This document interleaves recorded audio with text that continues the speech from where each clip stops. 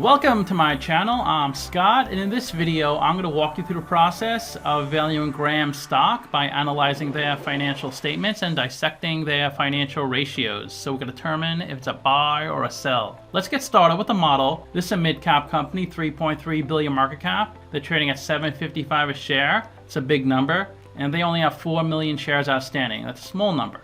Graham Holdings is an education and media company. It provides test preparation services, exam preparation for professional certifications, and non-academic operation support services. Let's look at their financials. The way you value a company is you estimate the free cash flows into the future and then you discount those numbers back to today's value. That's what we're doing in this video, and free cash flow is cash flow from operations minus capital expenditures. Their free cash flow grew a ton from 2021 to 2022, up 280%. Then it's been pretty much flat after that. Pretty slim margins, only converted 3% of their revenue into free cash flow in the trailing 12 months. Net income is the profit or loss on the income statement. It's revenue minus expenses. That went down a lot from 350 million to 141 million. Also slim margins, only 3%. Revenue is the sales for the company, and that goes up each year from 3.2 billion to 4.6 billion. So that number looks good. The others are a bit wonky. They're all over the place. They do pay a dividend. They're the largest company in this industry that pays a dividend. It's 0.9%, which cost them only $30 million, so they can cover it more than 5 times with their free cash flow. We estimated 4 years of future free cash flows. We also estimated a terminal value of all cash flows past year 4, that's 5.2 billion. We discounted those numbers back to today using the weighted average cost of capital. We get a value of the company of $4.6 billion. We divide that by 4 million shares. And we get a calculated stock price of $10.63. They're trading at $7.55, so they're trading at a 29% discount. It's a buy according to the model. Do you think it's a buy or a sell? Let me know in the comments. Simply Wall Street's valuation is $2,400. They say the stock is 68% undervalued. Really undervalued. There are 42 companies in the same industry as Graham, and if they have a number in red, they're worse than the median. If they have a number in blue, they're better.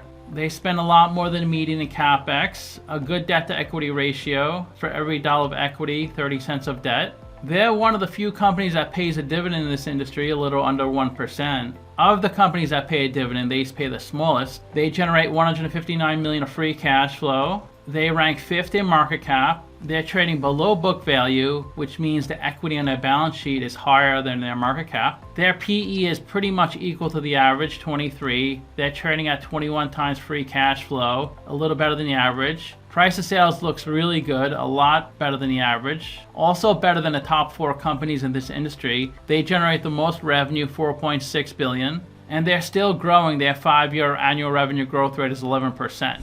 Here's their second quarter income statement. Revenue up a little bit from 1.1 billion to 1.2 billion. Service revenue 650 million. That's up. Sales of goods 528 million. That's also up. Their expenses are also up, a little under 1.2 billion. Their biggest expense is the cost of goods, 447 million. So you can see their margins on services are a lot better, because revenue 650 million, expenses 380 million. Sales of goods, lower revenue, higher expenses. So their operating income is down. It was 58 million last year, now it's 26 million. They spent 92 million of interest on their debt. They must have had a big balloon payment, because that's a lot of interest compared to last year. They have a net loss because of all that debt they paid, a loss of 21 million. Last year they had positive net income of 123 million. So earnings per share last year was 26, this year it's -5.